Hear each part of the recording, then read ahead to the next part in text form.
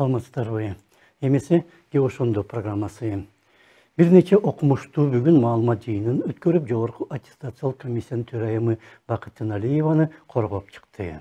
Мындан бир апта мурда Тыналиева кызматтан алынганы тууралуу кабар тараган, бирок анын эртеси эле Билим берүү жана Илим министрлиги аны кайрадан ошол эле кызматка көрсөткөн. Жаңы бийлик учурунда ушундай окуялар көп кайталана баштады. Мисалга, жаңы өкмөт түзүлөр алдында министрдин өзүн да алмаштыруу аракети көрүлгөн. Жалгыз ушул эле факт билим берүү же илим тармагында чечим кабыл алган жетекчилер билим берүү менен илимден канчалык алыс экенин көрсөтөт. Же Финполдун жоюлуп, анын жетекчиси генерал болуп, анан кайра облустук прокурорго айланганы деди эстесе болот. Маалымат каражаттар тармагында да окшош окуялар болууда. Премьердин милдетин аткаруучу өкмөттүк гезиттин баш редакторун алмаштырат. Анткени кимдир бирөө мурдагы редакторго каршы бир арыз жазган. Жаңы редактор болсо 1,5 ай иштегенден кийин кызматынан кетет жана анын ордуна мурдагы башкы редактор кайрадан дайындалат. Бул эмне деген башкаруу? Премьерликке дайындалып жатканда жалгыз талапкер Баткендеги суу сактагычка куйган канал тилекке каршы кошуна мамлекетке өтүп кетиптир дейт. Аны угуп билбеген Баткен тургундары жеринде дагы Бишкекке да келип каршылык митингдерин өткөрөт. Премьер болсо, мен башка каналды айткан, мени туура эмес түшүнүп алыпсыңар деп актанууга аргасыз болот. Президент кошуна Өзбекстанга мамлекеттик сапар менен барып келгенден кийин Уңгар тоо кайрадан Кыргызстанга таандык болот. Бирок Сох анклавына коридор ачыш керек деген кабарды президенттин өзүнүн маалымат кызматы таратат, бирок кийин аны жокко чыгарат. Өзбекстанга барып чек ара маселелерин талкуулагандан кийин УКМК төрагасы Сохко эч кандай коридор ачылбайт дейт.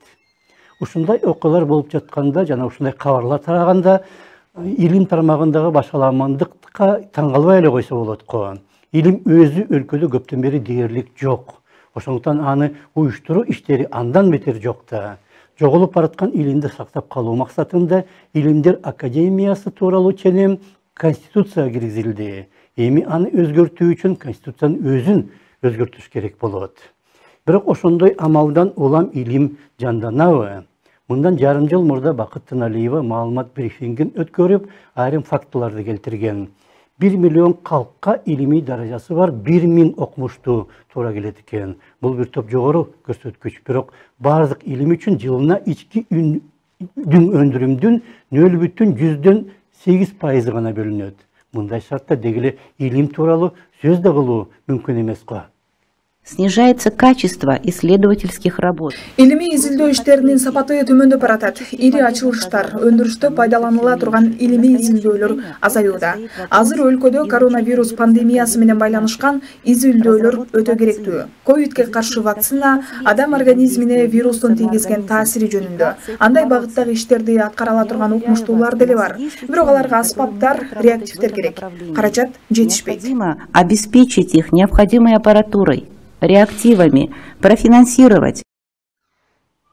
Ошол себептен Кыргызстанда азыр илим кагаз бетинде гана бар деп айтса болот. Жана аны оңой эле байкайсың. Азыр базаркомдор же башка илимге эч тиешеси жок адамдар илимдин кандидаты же доктору боло баштады. Аларга илимий эмгек жазып берип акча алган адистер да көбөйдү.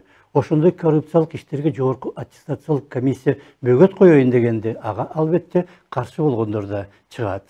Ошондуктан ал комиссиянын жетекчисин алмаштырууну көздөгөндөр илим үчүн жаны күйүп, илимдин сапатын жогорулатайын дегендер эмес, кызмат ордун гана талашкандар деп божомолдосо болот. Ага каршы жазылган каттын алдында эч кимдин колу жок, тоголок болгону дагы ошондуктан. Анткени азыркыдай шартта илимди жана илимий аттестацияны жөнгө салуу өтө кыйын. Ага камикадзе гана бара алат. Өлкөбүздө кутуму жок бир да тармак калбай калды го. Ошондо саламатта калыңыздар.